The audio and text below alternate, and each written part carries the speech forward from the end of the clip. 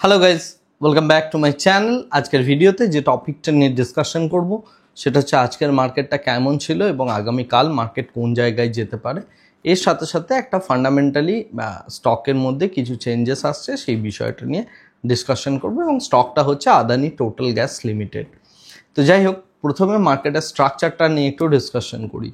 তো আজকে আমরা যে মার্কেটটা দেখতে পেলাম সেটা সম্পূর্ণভাবে neutral to bearish type of market, এবং যেখানে মার্কেট 25,600-র কাছাকাছি জায়গায় একটা ওপেন হলেও পরবর্তীকালে মোটামুটিভাবে ওয়ান সাইডেড একদম ডিরেকশনাল 25,400-র কাছাকাছি এসে তারপরে একটু 50 পয়েন্টের বাউন্স নিল সেকেন্ড হাফের দিকে। তো এইটা হচ্ছে মার্কেটের টোটাল স্ট্রাকচার তৈরি হলো।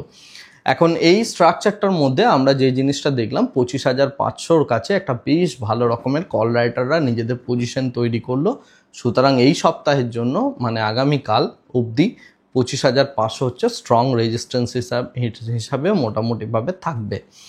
আমরা ডাউন সাইডে অনেকটা যেতে দেখতে পারি মার্কেটকে, যেহেতু ভিউটা হচ্ছে সম্পূর্ণভাবে নিউট্রাল টু বিয়ারিশ, বাট নিউট্রালও মার্কেট থাকতে পারে। তো সেই জায়গা থেকে যে রেঞ্জটা আমি এক্সপেক্ট করব মার্কেটের মধ্যে সেটা হচ্ছে 25,250 থেকে শুরু করে 25,550। এই রেঞ্জের মধ্যে মার্কেটের অ্যাকচুয়ালি থাকার কথা বা থাকা উচিত। সুতরাং এই রেঞ্জের মধ্যে আমি কালকের ওপেনিং দেখে আয়রন কন্ডর বা butterfly type of strategy use করব অ্যাজ এ নন ডিরেকশনাল মানে প্লেয়ার হিসাবে বলতে পারেন।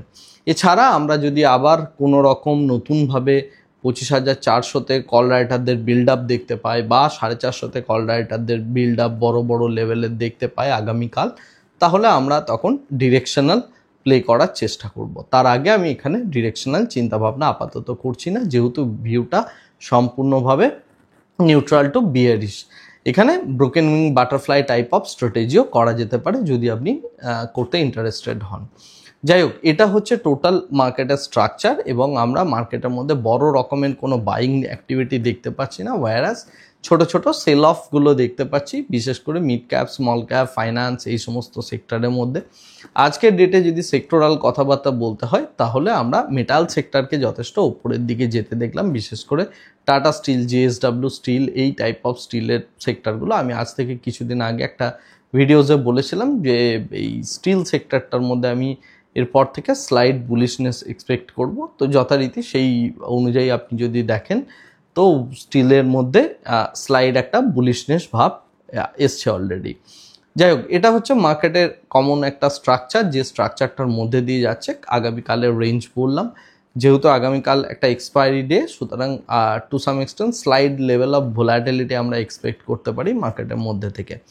এরপরে আসছি একটা শেয়ারের কথা, এবং সেটা হচ্ছে Adani total gas limited. Adani total gas limited একটা সময় যদি দেখা হয় এটা মোটামুটি 4,500 টাকার কাছাকাছি রেঞ্জে ট্রেড হতো, বাট পরবর্তীকালে হিন্ডেনবার্গের যে আদানির ওপর আক্রমণ ইত্যাদি ইত্যাদি যা কিছু ঘটনা ঘটেছে আপনারা প্রত্যেকেই জানেন, তারপরে এই শেয়ারটা এসে কিন্তু পৌঁছেছে 660 টাকার কাছাকাছি। এই মুহূর্তে ট্রেড হচ্ছে এরকম একটা কিছু প্রাইসে।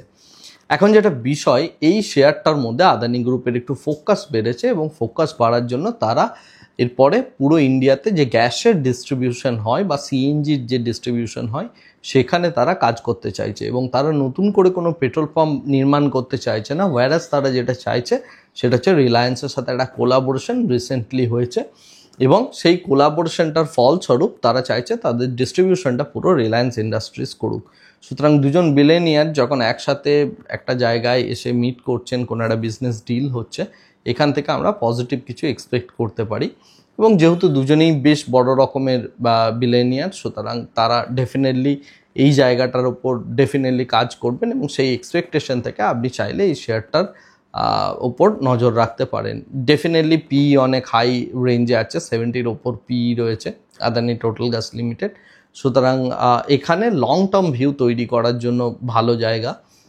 আপনি শেয়ারটাকে চেজ করতে থাকুন, অবজার্ভ করতে থাকুন, এবং আপনি আপনার প্রাইস রেঞ্জে পেলে তারপরে আপনি নেবেন। আমার যেটা ধারণা সেটা হচ্ছে যে এই জায়গা থেকে মোটামুটিভাবে আদানি টোটাল গ্যাস লিমিটেডের ওপর এরপরে আমরা একটা টার্ন অ্যারাউন্ড স্টোরি দেখতে পেতে পারি, বাট হয়তো টাইমটা অনেকটাই বেশি লাগবে, 4 বছর 5 বছর এরকম সময় লাগতে পারে।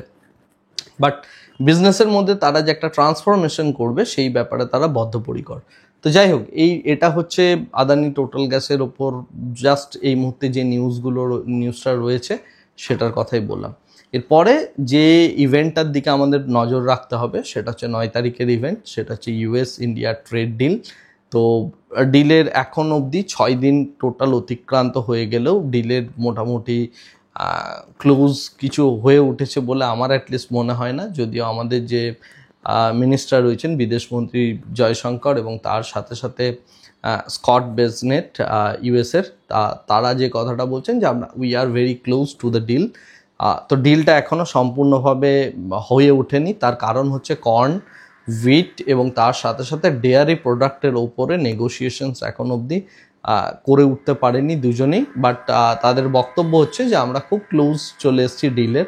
তো যাই হোক, এই ডিলটার দিকে আমাদের নজর রাখতে হবে এবং কোন জায়গায় যাচ্ছে পুরো বিষয়টা সেটা দেখার পর মার্কেটের আমরা একটা ভালো আউটলুক হয়তো এখান থেকে তৈরি করতে পারি। এটাই হচ্ছে মার্কেটে আপাতত নিউজ। নতুন করে বলার মতো আর কিছু নেই। আগামীকালের জন্য যে রেঞ্জটা ইম্পর্টেন্ট সেটার কথা অলরেডি বললাম। এবার দেখা যাক মার্কেট কিভাবে রিয়্যাক্ট করে। আগামীকাল সকালে অবশ্যই এশিয়ান মার্কেট দেখবেন, ফিউচার ওয়াই বিল্ড আপ দেখবেন, দেখে আপনি সেই অনুযায়ী কাজকর্মগুলো করতে পারেন। আজকের ভিডিওটাকে আপাতত এখানেই স্টপ করছি। Thank you very much, bye bye, tata.